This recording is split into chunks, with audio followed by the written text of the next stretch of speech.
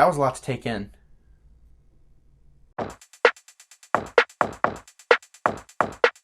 Welcome, my fellow wannabes. Welcome to another edition of A Guy and His Wife. I am Gabriel Fast. I am the wannabe critic. And I'm Emma Fast. You're not the wannabe critic. That's me. Yeah. It's A Guy and His Wife featuring the wannabe critic. Me, baby. No, just kidding. Just joking. I'm just kinda here. It is now 1:40 a.m. in the morning. We did a 10 o'clock viewing of the Rise of Skywalker. And today we're going to be giving you our review of it. No doubt most of you have seen it by this point. I'm sure you have a lot of thoughts just as much as we have a lot of thoughts. This is kind of a first off review, like a first impressions. I mean, I'm no doubt going to be talking about this a lot, probably with a lot of you. I will be going to watch this again for sure. It's just a matter of time before I can get back to the theater. I'm going to try and get back to the IMAX as soon as possible. I really want to see it in IMAX. Let's just get right into it. Which, first part of this video is no spoilers. Yeah, so we're going to be doing a non-spoiler section. And that's going to be what you're going to be seeing right now. At the very end, probably the last 5 minutes or however long it goes, we're going to be going into heavy spoilers for this. And we will warn you. And we will warn you before we get into it. So I'll put like a blinking spoiler section so that you know. And if you're like me, I don't like to be spoiled unless I choose to. Yeah. So if you want to be spoiled, that's on you. Emma, did you like this movie? I loved this movie. I loved it too. I mean... Like, I truly loved this movie. The more I think about it as two things. There's Star Wars stuff, and then there's movie stuff. It's like, it kind of like separates it. So like, let's get into like the movie aspect a little bit first. So, as a movie... Do you think it's a little choppy? I mean, I know that on the car ride home, you said it was choppy. I personally didn't notice that as just an average viewer. Yeah.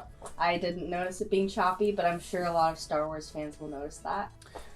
Yeah, and I mean, it just seemed like to me like we would be in one place, and it's like, okay, now we got to go to another place. But that's Star Wars. Yeah, you might be right, maybe on some of them, but I don't know. Like, to me, it just felt like we were going from one place to the next place to the next place, and I mean...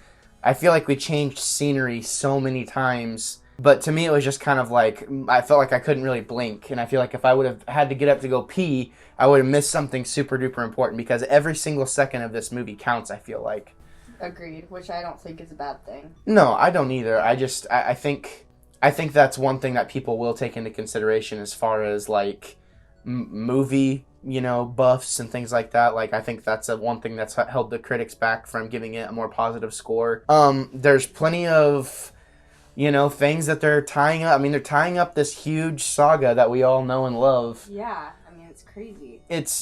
There was never going to be a way that they could end this that pleases everybody, and exactly. we'll get into that more in the spoiler section. But as far as, like, the character development, I really like Rey's arc in this movie. I really like Kylo Ren's arc in this movie. Yes. This isn't a spoiler. The Emperor is back. He's a part of this movie. That really worked for me. Like, pretty much the whole time. I wish he would have been in it more. I think that would have helped it move it. I mean, that would have helped it for me at least. Okay. I think there's lots of good fan service in this. I mean, there's lots of funny one-liners. This movie is packed full of heart.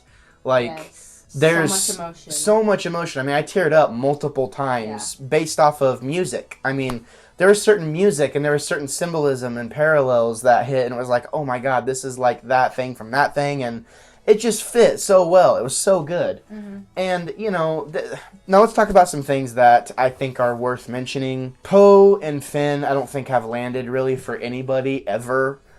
They never landed. I mean, they were the most interesting in the first movie. Like, I know they're supposed to be main characters, but to me, they're more like B characters. Like, I'm just not really concerned with what they're doing. Yeah, and I mean, I feel like I could have had one or the other, I feel like they should have killed Finn in the first movie. Probably, because he got sliced up real good, if you remember, in Force Awakens. Why even keep Finn around? He's probably one of the weakest characters in the whole thing. Not to take away from from John Boyega, because John Boyega he's a good actor, I think. Yeah. I mean, he's good for the kids, I feel like. Like, he's good to have around. Poe, I mean, you know, kind of have that cocky pilot attitude. Through this whole series of movies, I find myself just wondering why they're there. Yeah. Like, why do these characters matter? They don't represent anything that is other than the rebellion. I mean, you know, their whole arcs have never really clicked with me. But if that's your thing, that's cool. Their arcs don't really take away from how good this movie is in so many ways. We see, you know, a decent bit of them, and they're kind of doing their espionage thing that we saw in The Last Jedi, like, kind of whenever they were doing their thing. We see a lot of that in this movie. That's a good portion of the first movie, or the first half of the movie, I would say.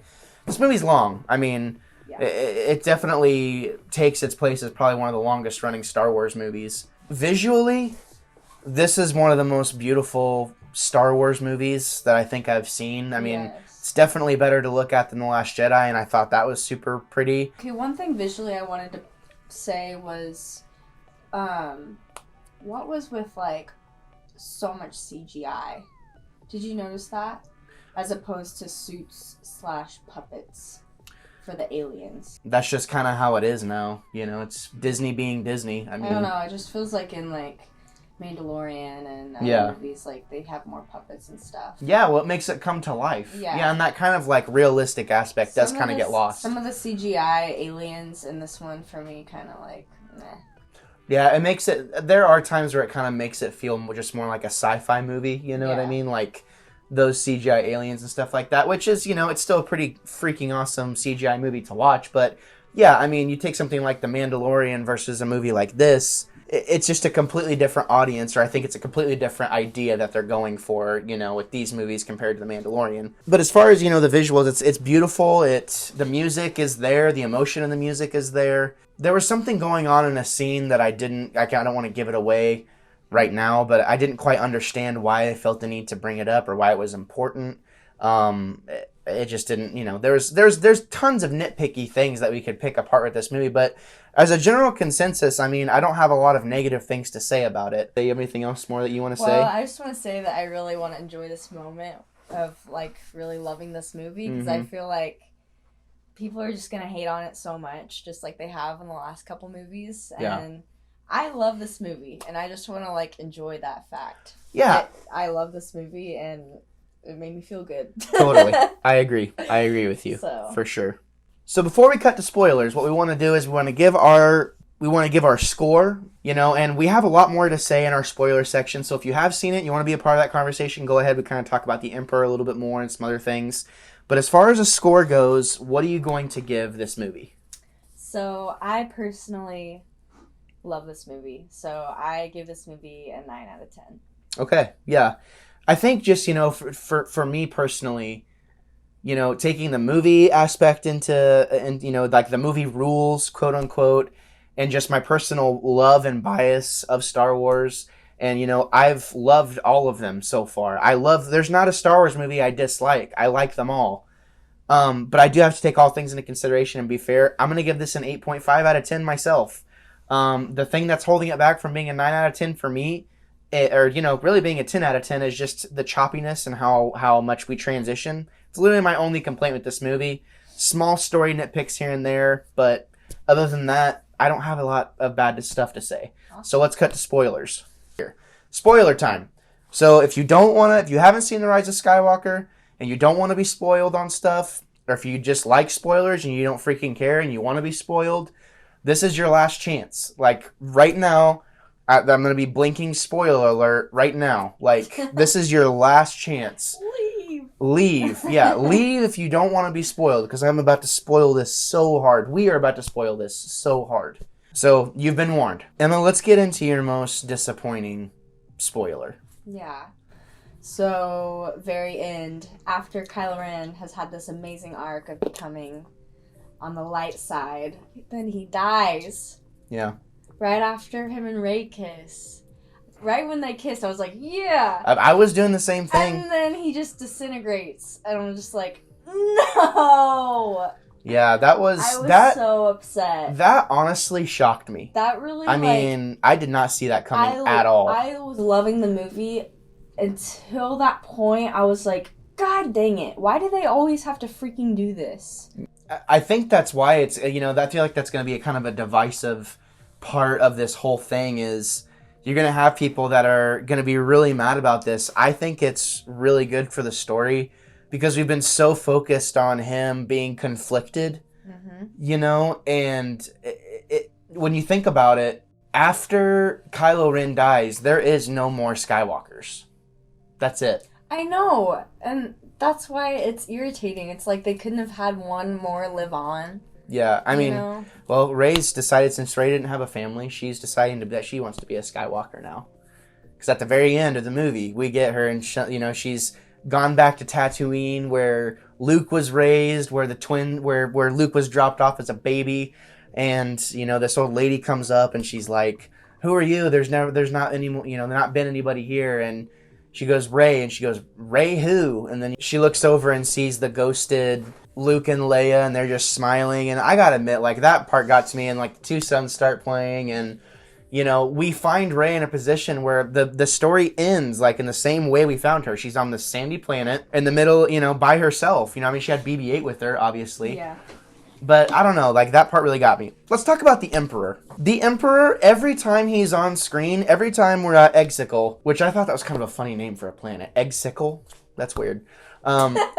Exegol, every single time, like, there was a point, like, his parts of his fingers are missing, and he's like, I was scared. He scared me. Dude, I was like, scary. He was like zombie Palpatine. Yeah. It was freaking me out. Totally. And then, there's a part in the movie where Ben has decided that he doesn't want to be a Sith, he doesn't want to be a part of the dark side anymore. He sees a ghosted Han Solo, and Han, that got me, like, that touched me. And, like, they hug and embrace, and he calls him Dad, and, like, starts quivering up when he calls him Dad. God. And I was like, man. It was so good. Oh, it was just a really touching moment. It's a father-son relationship. Okay. You know what I mean? No. I'm not a father-son. Okay, whatever. But I can try to understand.